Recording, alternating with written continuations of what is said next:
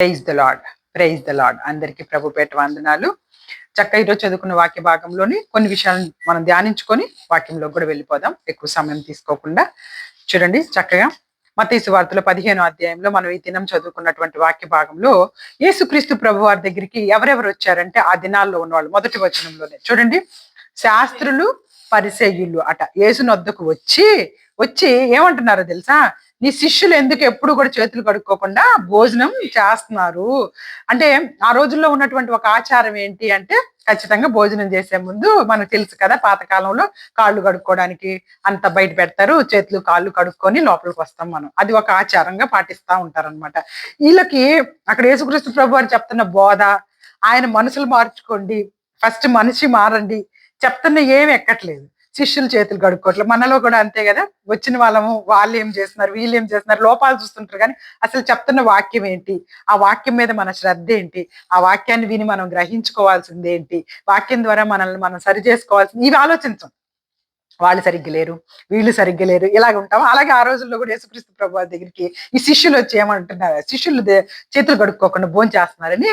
అక్కడ ఉన్నటువంటి పెద్ద పెద్ద పండితులు వీళ్ళు. శాస్త్రులు అంటే ఎవరు? శాస్త్రం తెలిసిన వాళ్ళు అనమాట. శాస్త్రం తెలిసిన ఈ శాస్త్రులు పండితులు వీళ్ళందరూ వచ్చి ఏమంటున్నారంటే, ఏంటి మీ శిష్యులు అసలుకి భోజనం చేసేటప్పుడు చేతులు కడుక్కోరా, అది ఎంత పెద్ద ఆచారం తెలుసా మాకు, ఈ ఆచారాన్ని వీళ్ళు పాటించట్లేదే అని ప్రభువారిని అడుగుతున్నారు అనమాట. ప్రభువారికి చాలా ఆ విషయంలో కోపం వస్తుంది.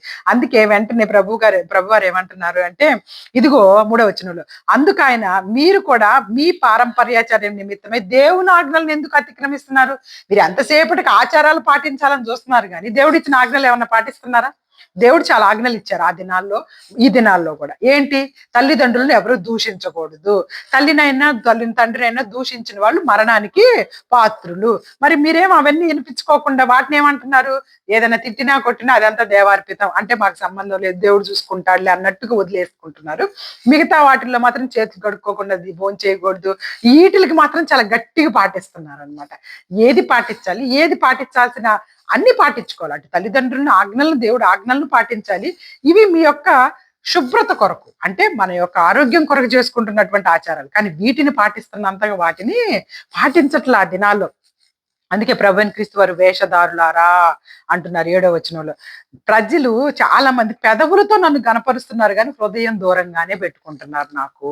ఏదో పెదవుల్లో పైకి పైకి స్తుతిస్తున్నాం, ఆరాధిస్తున్నాం, ఏదో పైకి పెదవులతో యేసయ్యా అంటున్నాం, అది అంటున్నాం, ఇది అంటున్నాం, కానీ హృదయం మాత్రం ఇంకా మీది ఏదో లోకం మీదే ఉంది, ఏదో బయట విషయాల మీదే ఉంది. క్లియర్ గా చూడండి, ప్రభు వారు చెప్తున్నారు కరెక్టే కదా, మనందరి కూడా మనందరి జీవితాల్లోది కరెక్టే. ఆయన చెప్తున్నారు ఎప్పటి నుంచి, అది ఇప్పుడు కాదు, అప్పటి నుంచి అదే చెప్తున్నారు, మనల్ని మనసులు మార్చుకోమని. అని నన్ను వ్యర్థంగా ఎందుకు ఆరాధిస్తున్నారు, అసలుకి వ్యర్థం అయిపోతుంది మీ ఆరాధన అంతా, మీరు హృదయం మార్చుకోకుండా ఆరాధిస్తూ ఉంటే అని చెప్పి, ఇదంతా కూడా యెషయా అనే ప్రవక్త ద్వారా ముందే చెప్పారు. ఇదంతా వింటూ ఇంకొక గొప్ప మాట అంటున్నారు. మీరు అనుకుంటున్నారు కానీ నోట పడునది మనుషుని అపవిత్రపరచదు. చాలా మంది మనం ఏమనుకుంటాము అంటే, వాళ్ళు పెట్టినవి తింటే మనం అపవిత్రం అయిపోతాం, వీళ్ళు తిన్నవి పెడితే అపవిత్రం అయిపోతాం అని చెప్పేసి అయ్యి ఇవి తినకూడదు అని చాలా రిస్ట్రిక్షన్స్ పెట్టుకొని కూర్చుంటా ఉంటాం అంట. అంటే మన యొక్క బైబిల్ గ్రంథం ప్రకారం విగ్రహాల దగ్గర పెట్టినవి తినకూడదు అనేది, వాటిని తినకూడదు అనేది మన బైబిల్ గ్రంథంలో చెప్పారు కాబట్టి ఖచ్చితంగా అది మనం పాటించకూడదు. కానీ ఆ విషయాల గురించి ఎక్కువ ఆలోచిస్తున్నారు. కానీ అసలు మీ లోపల నుంచి ఎన్ని బూతులు వస్తున్నాయి, మీ లోపల నుంచి ఎన్ని రకాల ఆలోచనలు వస్తున్నాయి, మీ లోపల నుంచి ఇంకొకరిని కీడు కల్పించాలన్న మాటలు, అబద్ధ సాక్ష్యాలు, మీ లోపల నుంచి ఇంకా దొంగతనాలు చేయాలన్న ఆలోచనలు, ఇంకా ఏవేవో ఏవేవో మీ మనసుల్లో ఇంకా చాలా చెడ్డ ఆలోచనలు వస్తున్నాయి కదా, మీరు వాటి గురించి ఎందుకు ఆలోచించట్లేదు? అంటే లోపల తినేదాని గురించే అంతసేపటికి ఇది అపవిత్రం అయిపోతాం, తినకూడదు అనేది బాగా పాటిస్తున్నాం. కానీ లోపల నుంచి బయటకు వస్తున్నాయి కొన్ని. ఆటిని కంట్రోల్ అసలు మనము చేసుకోలేకపోతున్నారే. అయ్యి మిమ్మల్ని అపవిత్రపరుస్తుంది. మీరు తింటున్నాయి కాదు మిమ్మల్ని అపవిత్రపరుస్తుంది. అందుకే ఒకవేళ మీరు తెలియక అలాంటివి తిన్నా గానీ, ఇక్కడ చూడండి 17వ వచనంలోకి ఏమంటున్నారు చూడండి. ఒకవేళ ఇదిగో 17 నోటిలోనికి పోవుదంతా కడుపులో నుండి బహిర్భూమిలోకి విడవబడును. క్లియర్ గా చెప్పాల్సినారు. మీరు తిన్నదంతా కూడా బయటికి వెళ్ళిపోతది. ఏదో ఒక రోజు అరిగిపోవాల్సిందే, బయటికి వెళ్ళిపోతది. కానీ నోట నుండి బయటకు వచ్చినవి హృదయంలో నుండి వస్తున్నాయి. ఏది పడితే అది మాట్లాడుతున్నారే, అవేంటో తెలుసా? అవే మనిషిని అపవిత్రం చేస్తున్నాయి. దురాలోచనలు, మంచి ఆలోచనలు కాదు.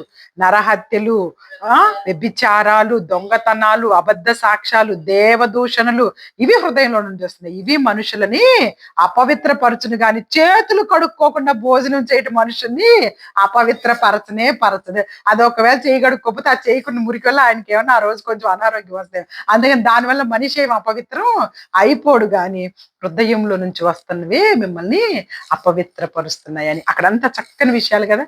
సో దేవుని ఆజ్ఞలను పాటించడం మానేసి ఆచారాలను పాటించే రోజులు ఈ కాలంలో ఉన్నాం అనమాట. ఆచారాలని అంటే చాలా ఆ రోజుల్లో కూడా పరిసయ్యులు, శాస్త్రులు అనేవాళ్ళంట పొద్దున్నే లేయాలి, చల్లగా అంటే చల్ల నీళ్ళతో స్నానం చేయాలి, లేకపోతే ఈ కాలంలో ఈ డ్రెస్సే వేసుకోవాలి, ఈ వైట్ డ్రెస్సే వేసుకోవాలి ఇక్కడికి వెళ్ళాలంటే. ఇలా ఇలా ఆచారాలను మాత్రం అసలు ఆపకుండా పాటించేవాళ్ళంట. కానీ పేదలను చూసుకోవాలి, దీనులకు న్యాయం చేయాలి, ఈ విషయాల్లో కఠినంగానే ఉండి వాళ్ళకి కావాల్సినవన్నీ దోచుకుంటూనే ఉండేవాళ్ళంట. అందుకే ప్రభువైన క్రీస్తు వారికి కోపం వస్తుంది అనమాట. ఫస్ట్ మీరు హృదయాన్ని మార్చుకోండి. మనుషుల పారంపర్యాచారాలే, ఈ ఆచారాలే దేవుడు చెప్పిన ఉపదేశాలను బోధించేసుకుంటున్నారట ఆ రోజుల్లో. ఇక దేవుడే చెప్పాడు ఈ ఉపదేశాలు ఏంటి? ఈ ఆచారాలు దేవుడు చెప్పిన అన్నట్టు అంతా ఇప్పుడు కూడా అలాగే చూస్తూ ఉంటాం కదా. కొన్ని రకాలైనటువంటి పద్ధతులు ఫాలో అయ్యే వాళ్ళంతా ఇవన్నీ ఖచ్చితంగా మేము చెయ్యాలి, మేము లేకపోతే అసలైనటువంటి దేవుని ఆజ్ఞలను వదిలిపెట్టేసేసి ఆచారాలను పాటించే స్థితిలోకి క్రైస్తవ్యం వెళ్ళిపోతుంది. కాబట్టి చాలా జాగ్రత్తగా ఉండాలి. దేవుడు మనందరినీ హెచ్చరింపజేస్తూ ఉన్నారు. అయితే చూడండి, ఒక ఒక కాకి అంటే చాలా బాధపడిపోతుందంట ఒక దినం. కాకి ఎందుకు బాధపడుతుంది చెప్పండి? దాని కలర్ చూసి కదా. కాకి దాని రంగు చూసుకొని నేనేంటి ఇంత నల్లగున్నాను అస్సలకి అయితే చూడు అని చాలా దిగులైపోతుంది, డిప్రెస్ అయిపోతుందంట, డిప్రెషన్ లోకి వెళ్ళిపోతా ఉంటే ఇంకా కాకి ఏంటో ఒక దగ్గరికి వెళ్ళి కూర్చుంటే, అయితే కాకిని అడిగారంట, ఎందుకు అట్లున్నావు అంటే, నేను చాలా నల్లగా ఉన్నాను, నాకు చాలా నచ్చట్లేదు అంటే, పోనీ నీకేం కలర్ కావాలి అంటే, నాకు హంసలాగా మంచిగా తెల్లగా ఉండే కలర్ కావాలి అందంట. సరే హంస దగ్గరికి వెళ్ళి అడుగుపో అని చెప్పేసి అన్నారంట. పోయి హంస దగ్గరికి వెళ్ళి ఆ హంస ఆ తెల్ల కలర్ని బట్టి ఏమన్నా సంతోషంగా ఉందేమో అని చెప్పేసి అడిగారంట. అది కాకి పాపం వెళ్ళి హంసని అడిగిందంట, హంస నువ్వెంత తెల్లగా ఉన్నావు చూసావా, నువ్వెంత బాగున్నావు తెల్లగా, నేను చూడు ఇంత నల్లగా ఉన్నానంటే. అప్పుడు హంస అందంట, చాలా కలర్స్ ఉండంగా ఆకాశంలో దేవుడు నాకేంటి ఇలా తెల్లగా ఒకటి పెయింట్ పూసినట్టుగా నాకేం నచ్చట్లేదు నా కలరు, నేనేం తెల్లగా నాకేం నచ్చట్లేదు ఈ కలర్ అని. అది కూడా డిప్రెషన్ లోనే ఉందంట, నాకేం ఈ తెల్ల కలర్ నచ్చట్లేదు. ఆ చిలక చూడు ఎంత బాగుంటుందో, చిలకకి ఎన్ని కలర్స్ ఉంటాయో, అసలు ఎన్ని రంగులతో ఉంటుందో చిలక అదృష్టవంతురాలు మనం కాదు అని చెప్పేసి అందంట. అవునా అని చెప్పేసి ఈ రెండు పోయి చిలక దగ్గరికి పోయి కూర్చున్నాయంట. చిలక నువ్వు ఎంత చక్కగా దేవుడు నీకు ఎంత మంచి కలర్స్ ఇచ్చాడు, ఇన్ని రంగులు చూడు నువ్వు అంటే. అప్పుడు చిలక అందంట, ఇన్ని రంగులు ఇచ్చినందుకేనేమో నన్ను పంజరంలో పెడతారు, మిమ్మల్ని ఎవరు పట్టించుకోరు అనేసి. అందువల్ల ఎవరికి ఉండే డిప్రెషన్ వాళ్ళకు ఉన్నాయి. దేవుడు అదే చెప్తున్నారు అనమాట. అంటే ఇక్కడ కాకి నల్లగున్నానని బాధపడుతుంది, హంస నాకు ఒక్కటే తెల్ల కలర్ మొత్తం పూసారు ఏంటి అనుకుంటుంది. హంస పోనీ చిలకకు అన్ని రంగులు ఉన్నందుకు కూడా, ఇన్ని రంగులు నేను బాగున్నానని అందరూ తీసుకెళ్ళి నన్ను పంజరంలో పెడుతున్నారు, దొరికితే చాలు అని చెప్పేసేసి. నాకు ఫ్రీడమే లేదు, అసలుకి స్వతంత్రమే నాకు లేదు, మీకైతే స్వతంత్రంగా తిరగొచ్చు, కాకిని ఎంత దిగినా దాన్ని ఎవరు పట్టుకొచ్చి దాచిపెట్టుకోరు కదా అని చెప్పేసేసి చిలక అంటుందంట. అంటే ఎవరికి తగ్గటువంటి ఆలోచనలు, డిప్రెషన్లు, బాధలు, దిగుళ్ళు అనేవి లోకంలో సహజంగా ఉంటాయి అన్నమాట. అయితే చూడండి, దేవుని దగ్గరికి చేరి మనము ప్రార్థన చేస్తే ఆ ప్రార్థన దేవుని దగ్గరికి చేరి చక్కని ఆన్సర్స్ వచ్చేలాగా మన ప్రార్థన ఉండాలి. ఓకేనా? అది మనం గుర్తుపెట్టుకోవాలి. మనం ఎప్పుడు కూడాను ప్రార్థన చేస్తే ఆ ప్రార్థన దేవుని దగ్గరికి చేరుతుంది, దేవుడు మళ్ళీ తిరిగి మనకు సమాధానము ఇస్తున్నారన్న ధైర్యంతో మనము ఉండాలన్నమాట. చూడండి, మత్తయి సువార్త 24వ అధ్యాయము 37వ వచనంలోకి చూడండి. మత్తయి సువార్త 24వ అధ్యాయము 37వ వచనం కనుక మనం చూడగలిగితే, నోవాహు దినములలో ఎలాగుండునో మనుష్య కుమారుని రాకడయు అలాగే ఉండును. చూసారా, నోవాహు దినములలో ఎలాగ ఉంటుందో మనుష్య కుమారుని రాకడ కూడా అలాగే ఉంటుంది. 38వ వచనంలో కూడా జల ప్రళయమునకు ముందటి దినములలో నోవాహు ఓడలోనికి వెళ్ళిన దినము వరకు వారు తినుచు త్రాగుచు పెండ్లి చేసుకొనుచు పెండ్లికి ఇచ్చుచుండిరి. జల ప్రళయం వచ్చి అందరినీ కొట్టుకొని పో వరకు ఎరగకపోయిరి. అలాగునే మనుష్య కుమారు రాకడా ఉండును. చూసారా, ఇప్పుడు ఇది ఏ దినాలు అంటారు? ఇప్పుడున్నటువంటి దినాలు ఏ దినాలు అంటారు? మనుష్యుని యొక్క రాకడ దినాలు. మనుషుడు అంటే ఎవరు? యేసుక్రీస్తు ప్రభు వారి యొక్క రాకడ దినాల్లో మన అందరం ఉన్నాం. నోవాహు దినాల్లో ఎలాగుంటుందో మనుష్య కుమారుని రాకడ దినాల్లో కూడా అలాగే ఉంటుంది. చూడండి, నోవాహు దినాల్లో ఎలా ఉందనుకుంటున్నారు? ఆ దినాల్లో కూడా నోవాహు గారు ఆ యొక్క ఓడని ఎన్ని సంవత్సరాలు కట్టారు? నేను అనేక సంవత్సరాలు, 120 సంవత్సరాలు కట్టాడు ఆయన. 120 సంవత్సరాలు నోవాహు గారు ఓడని కడతనే ఉన్నారు. ఎందుకు? దేవుడు చెప్పాడు, ఒక జలప్రళయం రాబోతా ఉంది. ఆ జలప్రళయం వస్తున్నప్పుడు మీ కుటుంబము అలాగే మీరు చెప్పండి. ఏం చెప్పండి? దేవుడు మేమందరి మీద కోపంగా ఉండి ఒక వర్షాన్ని తెప్పించబోతున్నాడు. అది భయంకరంగా ఉంటుంది. ఆ వర్షంలో అందరం కొట్టుకుపోతాం. దేవుని మాట విన్న వాళ్ళు మాత్రం ఆ ఓడలోకి వెళ్తామంట అని చెప్పమన్నాడు దేవుడు. ఇప్పుడు 120 సంవత్సరాలు ఒకటి కడుతున్నారంటే అడగకుండా ఉంటారా అందరూ? ఏం చేస్తున్నామని ఎప్పుడు చూడలేదు, వాళ్ళు ఓడని ఎప్పుడు చూడలేదు. ఇప్పుడు మనమే ఏదన్నా మన ఇంటి దగ్గర ఏదైనా పని చేస్తుంటే చూసిన వాళ్ళు అడుగుతారా అడగరా? ఓ 10 రోజులు పదే పదే అదే మంచం కట్టుకుంటా ఉన్నాం అనుకోండి, మంచం తయారు చేస్తున్నాం అనుకో, ఏం చేస్తున్నావు అయ్యా అని అడుగుతారు కదా. అలాంటప్పుడు నోవాహు ఓడని కూడా అడుగుతారా అడుగురా? ఎంతో మంది అడిగారు. అడిగిన ప్రతి ఒక్కరికి చెప్పాడు, దేవుడు ఏదో జలప్రళయం తెప్పిస్తారట. ఆ జలప్రళయం వచ్చినప్పుడు అందరం చనిపోతామంట. అందుకే ఈ ఓడ తయారు చేసుకోమన్నాడు. ఆయన మాట వింటే ఈ ఓడలోకి వెళ్ళొచ్చు అంటే వాళ్ళందరూ ఏం చేశారు? ఆ మాట విన్నారా? నవ్వారు. ఏంటి జలప్రళయం? అప్పటి వరకు వర్షం అంటే తెలియదు వాళ్ళకి. వర్షం ఎప్పుడు పడలా భూమి మీద. అప్పటి వరకు అట భూమిలో నుంచి జస్ట్ ఆవిరి వచ్చేదట. ఆ ఆవిరి యొక్క మంచు లాంటి దాంతోటి చెట్లు పెరిగేవట. పైనుంచి వర్షం పడటం అనేది ఎప్పుడు లేదు వాళ్ళకి. అందుకే వాళ్ళకి ఎగతాళిగా ఉందన్నమాట.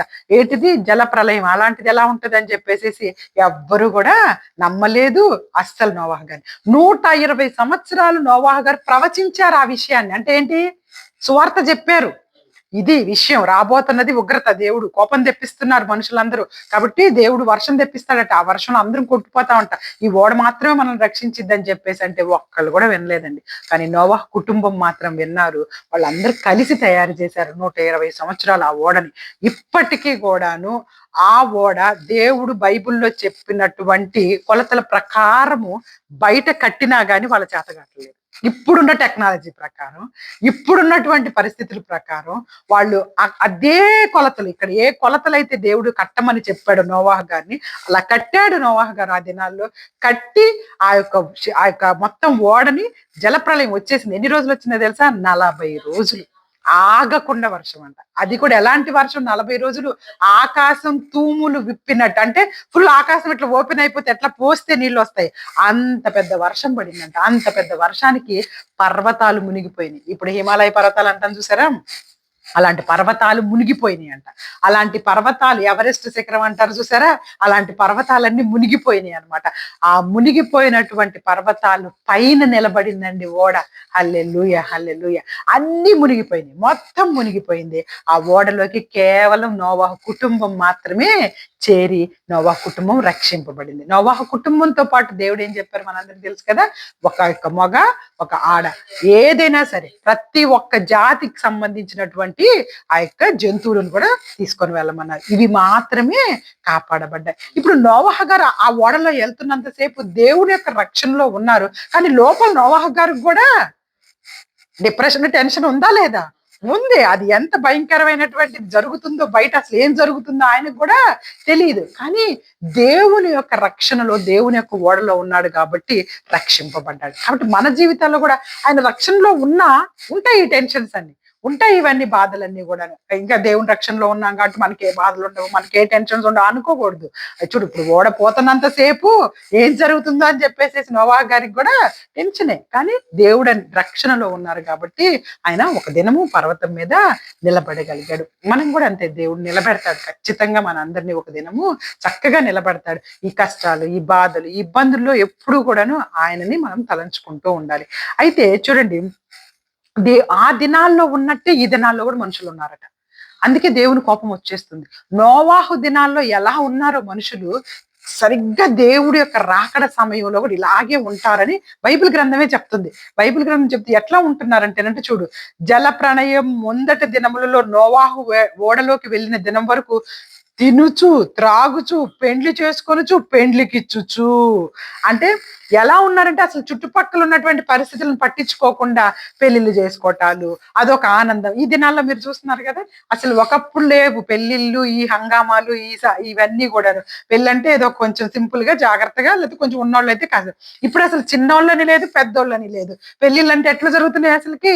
అదొక పెద్ద హంగామా చేసేసి, ఆ ఫ్లెక్సీలేసి రోడ్ల మీద పెట్టి ఏవేవో అంటే ఇట్లాంటి దినాలు అన్నమాట. పెండ్లి చేసుకుంటుంటూ, పెండ్లికిచ్చుకుంటూ, త్రాగుచు, తినుచు, అసలేమి పట్టకుండా భయంకరమైనటువంటి పరిస్థితుల్లో ఆనాడు జలప్రళయం ఎలా వచ్చి కొట్టుకుపోయారో అందరూ, మనుష్య కుమారుడు కూడా వచ్చినప్పుడు ఇలాగే ఉంటది లోకం అని చెప్పేసి దేవుడు హెచ్చరింపజేస్తా ఉన్నారనమాట.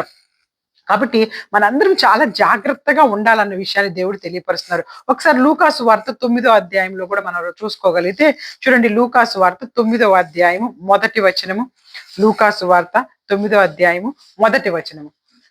ఆయన తీశారు కదా, ఆయన తన 12 మంది శిష్యులను పిలిచి సమస్తమైన దెయ్యముల మీద శక్తిని, అధికారమును, రోగములను స్వస్థపరచు వరమును వారికి అనుగ్రహించి దేవుని రాజ్యం ప్రకటించుటకు, రోగులను స్వస్థపరచుటకు వారిని పంపెను. ఆయన ఎవరిని పిలిచాడంట? శిష్యులను పిలిచి దేవుడు మనకు ఒక అధికారాన్ని ఇస్తున్నాడు. అది గుర్తుపెట్టుకోండి. ఈ రోజు అదే మనం మాట్లాడుకుంటున్న విషయం ఏంటంటే, ఆయన మనందరికీ ఒక అధికారం ఇస్తున్నాడు. శిష్యులకే కాదు, దేవుని నమ్మిన ప్రతి ఒక్కరు ఇప్పుడు ఆయన శిష్యులు. ఆయన శిష్యులకు దేవుడు ఏం అధికారం ఇస్తున్నాడంటే సమస్తమైన దెయ్యముల మీద శక్తిని, అధికారాన్ని, రోగాల్ని స్వస్థపరచు వరమును వారికి అనుగ్రహించారు. సో ఇప్పుడు మనకి కూడా దేవుడు ఒక అధికారాన్ని ఇచ్చున్నాడు. అది మనకు తెలియట్లేదు అంతే. మనం దాన్ని తీసుకోలేకపోతున్నాం అనమాట. దెయ్యాలను వదలగొట్టగలిగినటువంటి శక్తి మనకు అధికారం ఉంది. అలాగే ఇంకా రోగాల్ని స్వస్థపరిచే వరం కూడా మనకి దేవుడు అనుగ్రహించేశాడు. ఆ 12 మంది శిష్యులను పిలిచి ఎలా అయితే శక్తిని, అధికారాన్ని ఆయన ఇచ్చాడో, మనకి కూడా దేవుడు ఆయన నమ్మిన ప్రతి ఒక్కళ్ళకి ఇలాంటి అధికారాన్ని ఇస్తున్నానని చెప్పారు. అసలు యేసుక్రీస్తు ప్రభువు చనిపోయి తిరిగి లేచి వెళ్ళిపోయేటప్పుడు శిష్యులకు ఏం చెప్తారో తెలుసా? ఇదిగో నేను చేసిన అద్భుతాల కంటే మీరింకా అనేకమైన అద్భుతాలు చేయగలుగుతారు అని చెప్పారు. ప్రభు అయిన క్రీస్తు వారు చేసిన అద్భుతాల కంటే మనం చెయ్యాలి అంటే మనం ఏమి నమ్మాలి? ముందు ఆయన అధికారం మనకి ఇచ్చాడని విశ్వసించాలి. మనకి అన్ని రకాల అధికారాలు ఉన్నాయి. మనకు సాతానుని జయించే అధికారం ఉంది. మనకు వచ్చేటటువంటి రోగాలను స్వస్థపరచుకునే దేవుని నామములో, అన్ని యేసుక్రీస్తు నామములో వాటన్నిటిని స్వస్థపరచగలిగిన అధికారం మనకు ఉందన్న విషయాన్ని మనము నమ్మాలి. ఫస్ట్ మనం విశ్వాసంతో నమ్మితే అవన్నీ కూడా జరుగుతాయి. కానీ ఈ రోజు అపవాది ఏం చేస్తుంది? మనందరినీ కూడా ఆ విశ్వాసం రానియకుండా మనకే చుట్టుపక్కల అన్ని ఇబ్బందులు పెట్టి, నువ్వు ఎంత విశ్వాసంగా ఉన్నా గానీ ఇలాగే జరుగుతాయి అనేటప్పటికే మనం ఏం చేస్తుంటాం? విశ్వాసంలో కొంచెం కాస్త ఓకే, నేను ఎంత ప్రార్థన చేసినా కానీ మళ్ళీ ఇలాగే శోధన వస్తున్నాయి అంటే మనకి ఇంకా ప్రార్థన చేసుకోవాలన్న ఆసక్తి తగ్గిపోవాలి, బైబిల్ వాక్యం మీద శ్రద్ధ తగ్గిపోవాలి, ఇక లోకం పైనే విషయాలన్నీ పట్టించుకుంటా కూర్చునేలాగా అందరినీ మార్చేస్తుంది ఈరోజు. అందుకే ఒక వాక్య భాగం ఉంటుంది బైబిల్ గ్రంథంలో, ఏర్పరచబడిన వారిని సైతము తొలగించగలదు చివరి దినాలలో. అంటే దేవుడు ఏర్పాటు చేసుకున్న వాళ్ళని కూడాను తొలగించేసిద్దంట. ఆ పెద్ద పెద్ద దైవ సేవకులను చూస్తున్నారు కదా మీరు, మనం అందరం ఈ దినాల్లో వాళ్ళను కూడాను తప్పు దోవల్లోకి తీసుకెళ్లిపోయేసేసి అందరినీ కూడాను ఒక తన లోకంలోకి తీసుకెళ్లిపోవటం సాతాను యొక్క పని. దాని పని అదన్నమాట. అలాంటప్పుడు మనం ఎంతగా దేవునితో ఉండాలంటే అంతగా మనం ప్రార్థనా శక్తిని కలిగి ఉండాలి. లేకపోతే అందరినీ ఇలాగే చేస్తుంది. అక్కడే లూకాసు వార్త 10వ అధ్యాయం 1వ వచనంలో కూడా చూడండి, మొదటి వచనంలో కూడా, అటు తరువాత ప్రభువు 70 మంది ఇతరులను నియమించి తాను వెళ్ళబో ప్రతి ఊరికి, ప్రతి చోటకి తనకంటే ముందు ఇద్దరిద్దరిని పంపెను. పంపినప్పుడు వారు ఆయనతో ఇట్లా, నేను కోత విస్తారంగా ఉంది కానీ పనివారు కొద్ది మందే కాబట్టి కోత యజమానుని తన కోతకు పనివారిని పంప వేడుకొనుడి. హల్లెలూయా హల్లెలూయా అని చెబుతూ 17వ వచనానికి వచ్చేయండి. అక్కడే ఒకసారి ఆ 70 మంది శిష్యులు సంతోషంతో తిరిగి వచ్చి ఏమంటున్నారంటే, ప్రభువా, దెయ్యాలు కూడా నీ నామం వల్ల మాకు లోబడుచున్నవని చెప్పగా, ఈ 70 మందిని దేవుడు ఏర్పాటు చేసి మీరు వెళ్ళేసేసి సమస్త ప్రజలకి కూడా నా సువార్తను ప్రకటించటమే కాకుండా ప్రతి ఊరికి, ప్రతి చోటకి ఇద్దరిద్దరు వెళ్ళి అందరూ కూడాను దేవుని యొక్క వాక్యాన్ని చెప్పండి అంటే, ఈ 17 మంది, ఈ 70 మంది శిష్యులు అంట సంతోషంతో తిరిగి వచ్చి ఏమంటున్నారో తెలుసా?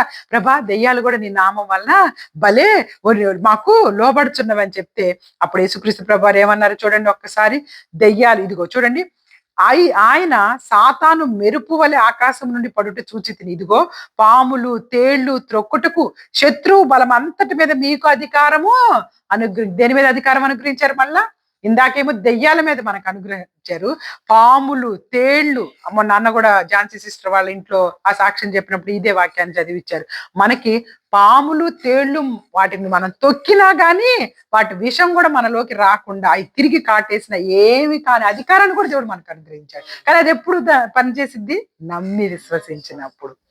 మనకి కరవగానే పాము కరవగానే దేవుడు తగ్గిస్తాడు అనుకుంటావా అసలుకి? అంతే, మనకి నమ్మకం విశ్వాసం ఏమి ఉండదు. కరిసిందనగానే చచ్చిపోతామని చెప్పేసి ముందే మనం ఫిక్స్ అయిపోయి ఉంటాం పాము కరిసిందనగానే. అందువల్ల మన జీవితాల్లో అవన్నీ కూడాను సరిగ్గా జరగట్లేదు అనమాట. దేవుడు అదే నమ్మి విశ్వాసం చూపించండి అంటున్నారు. ఇదిగో ఏది మీకు ఎంత మాత్రం హాని చేయదు, దెయ్యములు మీకు లోబడుచున్నవని సంతోషించక మీ పేర్లు పరలోకమందు రాయబడి ఉన్నవని సంతోషించండి. చూసారా, మీరు అనుకుంటున్నారు పాములు తేళ్లు త్రొక్కే అధికారం మీకు ఇచ్చేశాను, ఇంకా దెయ్యాలను వదలగొట్టే ఆ శక్తి మీకు ఇచ్చేశాను, రోగాలను స్వస్థపరిచే అధికారం కూడా మీకు ఇచ్చేశాను, ఇవన్నీ మీలోనే ఉన్నాయి, నా నామం పేరుకి అడగండి అంతే. నా నామం, అందుకే ప్రార్థన చేసేటప్పుడు చివరిలో ప్రతిసారి అన్న ఎవరన్నా మర్చిపోయిన యేసుక్రీస్తు నామములో ఈ ప్రార్థనను అంగీకరించండి అని అడగాలి. ఎందుకంటే ఆయన నామానికే అధికారం అంతా ఇచ్చేశాడు దేవుడు. ఎందుకు ఆయన నామానికి ఎందుకు ఇచ్చాడు? ఆయన మాత్రమే నీ కోసం నా కోసం ప్రాణం పెట్టింది. వీళ్ళెవరు పెట్టలే ప్రాణం. ఇప్పుడు మనం అనుకుంటుంటాం కదా, కొంతమంది మనల్ని అలా చేశారా ఇలా చేశారా ఏంటి అని చెప్పేసి. మనకి చేసిన వాళ్ళు ఎవరు మన కోసం ప్రాణాలు పెట్టిన వాళ్ళు కాదు. మన కోసం ప్రాణం పెట్టిన ఆయన ఉన్నాడు, ఆయన వైపు చూడాలి మనం అసలుకి. కానీ సాతాన్ అలా చూడనిచ్చిద్దా? ఆయన వైపు చూడనివ్వదు అనమాట, అందరి వైపు చూడనిస్తా ఉంటది అనమాట. అదే దేవుడు మళ్ళీ మళ్ళీ మనకు గుర్తు చేస్తున్నాడు, మీకోసం ప్రాణం పెట్టింది నేను, ఇంకెవ్వరు కాదు. నా వైపు చూడండి, నా వైపు చూడండి, నా వైపు చూడండి, నేను మళ్ళా మిమ్మల్ని ప్రేమించి మిమ్మల్ని పరలోక రాజ్యం చేరుస్తాను అని దేవుడు మరలా మనకి తెలియపరుస్తున్నారు. అనేక సార్లు తెలియపరిచారు. ఈ లోకంలో ఉండేది ఎంతకాలం? 70-80 సంవత్సరాలు, మహా అయితే 80 లేదు 100 సంవత్సరాలు బ్రతికిన వాళ్ళకైనా 80 తర్వాత ఏమైనా చేసుకోగలుగుతారా అసలుకి? 80 ఏళ్ళ వరకే సరిగా పనులు చేసుకోలేము. ఇక 80 తర్వాత బ్రతికినా గాని పెద్దగా మనల్ని ఎవరు పట్టించుకునే స్థితి ఏమి ఉండదు. అలాంటిది ఆ తర్వాత యుగ యుగాలు ఆయనతో పాటు ఉండాలంట. ఇక్కడ 80 సంవత్సరాల వయసులో మనం ఎన్నో పొరపాట్లు తప్పులు చేసుకుంటూ పోతే ఆ తర్వాత యుగ యుగాలు ఆయన లోకంలో ఉండలేని పరిస్థితి వస్తే ఎట్లా చెప్పండి? అక్కడ ఉండాలంటే మంచిగా ఇక్కడ బతకాలి. ఈ 80 సంవత్సరాల వయస్సుని సరిగ్గా బ్రతికితే అక్కడ ఇంకా 1000 ఏళ్ళు కాదు, యుగ యుగాలట. ఎన్ని యుగాలో కూడా తెలియదు. ఒక యుగం అంటేనే ఎన్నో తెలియదు. అలాగా ఆయనతో పాటు హాయిగా తిరుగుతా ఉంటామంట దేవునితో పాటు. లేకపోతే నరకం అనే కష్టంలో పడిపోవాల్సి వస్తుంది. అది భరించలేనిది నరకం అసలుకి. ఈ లోకంలో మనకే జరిగే కొన్ని విషయాలను బట్టి అది మనకి ఎలా అనిపిస్తుంటుంది? చాలా బాధగా ఇబ్బందిగా ఉంటుంది. నరకం అంతకంటే భయంకరంగా ఉంటుంది. సో దాన్ని భరించలేరు మీరు. అందుకే దేవుడు మనల్ని అందరినీ, ఆయన ప్రతి బిడ్డని రక్షించుకోవాలని అందరూ ఆయనతో పాటు యుగ యుగాలు ఆయన రాజ్యంలో ఉండాలని కోరుకుంటున్నాడు. నరకము ఆయన మన కోసం పెట్టింది కాదు, సాతానికి వాడి దూతలకి పెట్టాడు. సాతాను దేవుని ఎదిరించి వచ్చేసింది. ఆకాశంలో నుంచి సాతానికి ఎదిరించేసి ఆయనను భూమి మీదకు తొయ్యబడింది. అందుకే ఇప్పుడు భూమి మీద ఉన్న వాళ్ళందరినీ పట్టుకుంటుంది అనమాట. పట్టుకొని వాళ్ళందరినీ కూడా దేవునికి దూరంగా చేయాలని ప్రయత్నం చేస్తా ఉంది. కానీ దేవుడు తన రక్తం ఇచ్చేశారు కాబట్టి, ఆ రక్తంలో నమ్మి ఆ రక్తంలో మనందరం కడగబడ్డాం కాబట్టి ఆయన మనందరినీ మళ్ళీ ఏం చేసుకుంటున్నాడు? ఆయన రాజ్యంలోకి తీసుకెళ్ళిపోతా ఉన్నాడు. నువ్వెన్ని తప్పులు ఎన్నిసార్లు చేస్తున్న దేవుని దగ్గరికి వచ్చి ఒక్కసారి అయ్యా నా తప్పులు ఇవి, ఈ దినానికి క్షమించమని కోరుకుంటే ఆయన వెంటనే మనల్ని క్షమించేటటువంటి దేవుడు, అంత ప్రేమ కలిగినటువంటి దేవుడు. కాబట్టి మనల్ని అందరినీ పరలోక రాజ్యం తీసుకెళ్లాలని ఆయన ఆశ. ఎవ్వరము తప్పిపోవడం ఆయనకి ఇష్టం లేదు. ఇక్కడ అదే మాట మాట్లాడుతున్నారనమాట. మీరు ఎప్పుడు కూడాను ఇదిగో మీరు దెయ్యాలు లోపడుచున్నవే, ఇంకేదో అవుతున్నాయే నాకు అని వాటి గురించి కంటే కూడా మీ పేర్లందరి కూడా పరలోక రాజ్యంలో రాయబడి ఉన్నవని సంతోషించండి. నా నామం పేరిట మనందరము కూడా పరలోక రాజ్యంలో ఒక దినం ఉంటామని సంతోషించండి. నోవాహ దినాల్లో ఉన్న రాగే ఈ దినాల్లో ఉన్నాయి. కాబట్టి మనం ఇంకా చాలా జాగ్రత్తగా ఉండాలి. అనేక శోధనలు, అనేక సాతాను శక్తులు అన్ని వైపుల నుంచి దాడి చేసే దినాలు ఇవి. సో ఆ దినాలులో ఉన్నాము అంటే మనం ఇంకా మెలకు ఉన్నామని దేవుడు చెప్పేదండి. మెలకు అంటే నిద్రపోకుండా కూర్చోమని కాదు, ఆత్మలో మెలకు అనమాట. ఎప్పుడు కూడా దేవుని యొక్క నామం, దేవుని యొక్క శక్తిని, ప్రార్థన జీవితాన్ని వీటిని విడిచిపెట్టుకోకుండా ఆయనతో మాట్లాడుకుంటూ ఆయన వైపే చూడాలి. ఇదిగో సాతాను ఇట్లనే మనల్ని గల్బిలి చేసేస్తూ ఉంటుంది అనమాట. ఆయన వైపు చూడకుండా మనుషుల వైపు చూసేటట్టు మనల్ని శక్తిహీనులు చేయాలని అనమాట. మనం శక్తిహీనులు అయిపోతే ప్రార్థన చేయం, ప్రార్థన చేయకపోతే ఏ పని జరగదు. ప్రార్థన చేసుకోకుండా మనం ఉండాలి, ఆ పని వాళ్ళకి జరగకూడదు, ఇంకా నీరసించిపోవాలి, ఇంకా దిగులు పడిపోవాలి. ఇలాంటి స్థితిలోకి అందరినీ తీసుకెళ్ళిపోతుంది. ఒక్కొక్కరికి ఒక్కొక్కటి. మనకి ఇది నాకు ఇది అనుకోవచ్చు, మీకు ఇంకొకటి అయి ఉండొచ్చు, మీకు ఇంకొకటి అయి ఉండొచ్చు. సో ఇలాంటి స్థితుల్లో మనం ఉన్నామని గ్రహించినప్పుడు మెలకువతో ఆత్మీయ జీవితంలో ప్రార్థనా జీవితం కలిగి ఉండాలని కోరుకుంటూ ఈ చిన్ని వాక్యాన్ని దేవుడు ఆశీర్వదించి దీవించును గాక. Amen. God bless you all. God bless you all.